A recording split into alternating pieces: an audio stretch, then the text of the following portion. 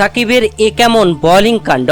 মাটিতে শুয়ে পড়ল বাবর আজম। উইকেটের পেছন থেকে লিটন দাসের অট্টহাসি। সাকিব আল হাসান বলল সরি বাবর। দর্শক, পাকিস্তান বনাম বাংলাদেশের দ্বিতীয় টেস্ট ম্যাচ চলছে, যেখানে প্রথম দিন বৃষ্টিতে পরিত্যক্ত হয়। তবে দ্বিতীয় দিন মাঠে নেমে টসে জিতে পাকিস্তানকে ব্যাটিং এ আমন্ত্রণ করে কুপোকাত করে দিয়েছে মেহেদী হাসান মিরাজের দারুণ বোলিং এ। যেখানে পাকিস্তান প্রথম ইনিংসে ব্যাট করে 85 ওভার 1 বল খেলে 274 রান করে অল আউট হয়ে যায়। এরপরে বাংলাদেশ প্রথম ইনিংসে ব্যাট করে মাত্র 2 ওভার খেলেছে দ্বিতীয় দিনের শেষ বেলায়। তবে এই ম্যাচে সাকিব আল হাসান ঘটিয়েছিলেন একটি অবাক কাণ্ড। তখন খেলা চলছিল 48তম ওভারের। সেই ওভারে বল করছিলেন সাকিব। ওই ওভারে চতুর্থ বল করতে গিয়ে সাকিব দেন ভেলকি।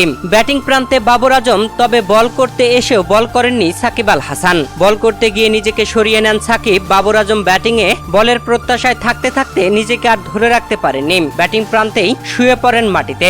উইকেট কিপারের পেছনে থাকা লিটন কুমার দাস রীতিমতো হাতছিলেন বাবর আজমের এমন কাণ্ড দেখে। তবে এরপরে সাকিব আল হাসান হাত উঁচিয়ে হয়তো বলেছেন সরি। যেখানে এর আগে প্রথম ম্যাচে মোহাম্মদ রিজওয়ানের সাথে এই বিষয়টি নিয়েই বেশ তর্ক হয়েছিল সাকিব আল হাসানের। বল ছুড়ে মেরেছিলেন সাকিব। তবে সাকিব আল হাসানের এমন ভেলকি দেখে বাবর আজমও হাতছিলেন উইকেট কিপার লিটন দাসও। আর বলার সাকিব তো হাতছেনই।